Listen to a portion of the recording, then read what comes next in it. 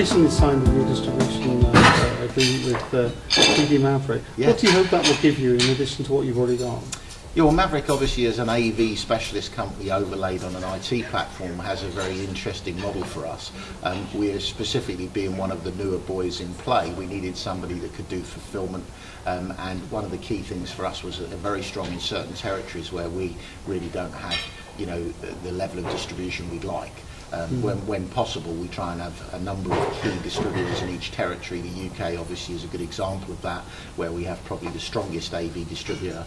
We have one of the strongest digital signage specialists. We have somebody that specialises in rental and delivery of complete package, and then we also have IT as well. So it's a really good mix for us, and we're very excited about it.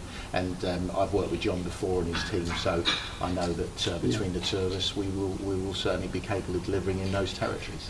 Mm-hmm. You clearly spotted an opportunity in outdoor. I mean, you're developing the IP68 screens. You've also obviously got the mounts and brackets that are necessary for fairly large-scale installations. Where do you see that market going? Because it's not one that a lot of people have really gone into in depth, is it? No, I mean, I think I said that, you know, when we first merged, Peerless Mounts was the name of the company, and very shortly after that we registered Peerless-AV globally. And that was really part of the drive for us to deliver ET emerging technology products into the market where we saw a niche. And this is very much the niche that we're in, the market that we play in terms of digital signage. And it's really just about giving our customers an end-to-end service. We work with some of our larger OEMs as well, so that it gives us the ability to deliver really super reliable outdoor. And the product that we're selling is unique to us. We purchased a company a number of years back in the US, which has quite interesting technology that's unique to us, patented, and it really gives us the ability to run it at a reasonable level as well, because one of the difficulties with outdoor is not only the waterproofing, but also getting power to the unit, making it function in the sunlight, and keeping it to a reasonable size, because you need a huge amount of air conditioning, you know, if you put a normal screen out in somewhere in the desert, for example. So it's an exciting time for us, and we've really developed the concept and you know, brought it to market with CE now, which is obviously critical to the European market. Yeah. You've got an installation outside here at ISE, so again I'll look at that a bit later on. And as far as the booth is concerned, what are you really focused on this year? What's the message that's coming through from the booth? So I think again, ET is probably our biggest message. We do have a selection of all of our mounts, and we have a number of new mounts out which are important to us in terms of the standard category and projector. But obviously we know that, like many other mount companies, there's a large amount of product coming directly in at very competitive pricing from the Far East. So we've tried to really concentrate more on solutions, making sure that we give the installers mounts that are faster to install, easier to install, give a better quality finish, which is where the VW765 made its name. We've extended that now with a 795, which goes right up to a 90-inch, which is a quick release screen, and that's a key product for us that's selling well. And as I said, the ET products are all around the booth. You'll see the kiosks along with the Extreme. In fact, we've got the Extreme running underwater here over 3 days, as well as the KIP 547 kiosk, which is 3 of our Extremes outside. And unusually, at the moment, it's been quite nice here. We're hoping it's going to snow for once, weather, just to show the screens at their full potential. This is the last of the 3-day ISEs. We've got a 4-day coming next year. Do you think that's a good thing overall, or?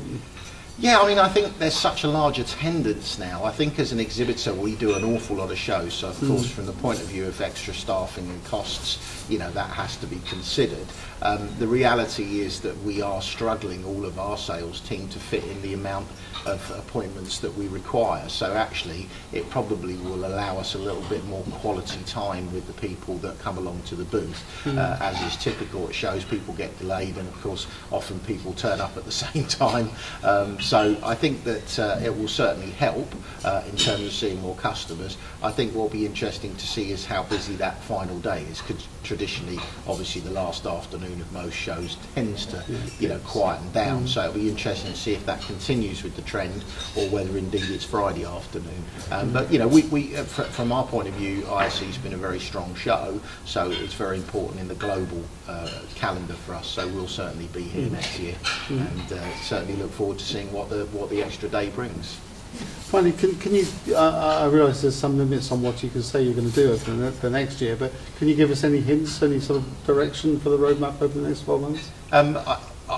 It's difficult without, I mean, there are products on the booth that we have in our meeting rooms where we can give you a better idea.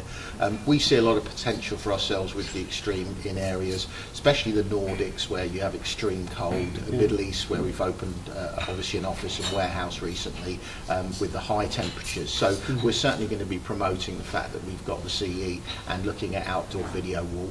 We know in America there'll be some very large announcements in terms of some business that we've won, significant business in numerous well-known brands that we're looking to partner with. So over the coming 6 months, I would expect you to see a lot more about our emerging technology. And, you know, that's really key to us. We never want to lose sight of mounts. That's our core business. It's what we're best at, and obviously we do a great job of that. But we want to try and make sure we can offer more and more solutions-based technologies to our customers so that we can make their life easier. And that's really what Peerless-AV is about. Excellent. Thanks very much indeed. Thank you.